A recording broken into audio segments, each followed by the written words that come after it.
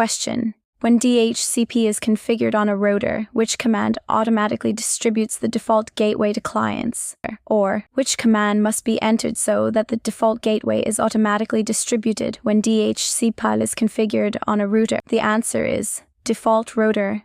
Let's see it in a real Cisco configuration first. Create a DHCP pool, then define the network that will receive IP addresses. Now enter default-router 192.168.1.1.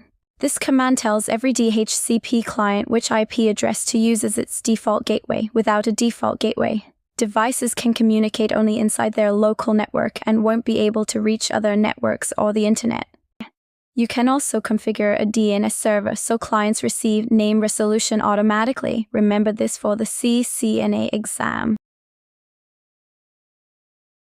Follow IT step by step for more CCNA flashcards for certification prep, real Cisco labs, networking made simple, and more. This is just a CCNA flashcard.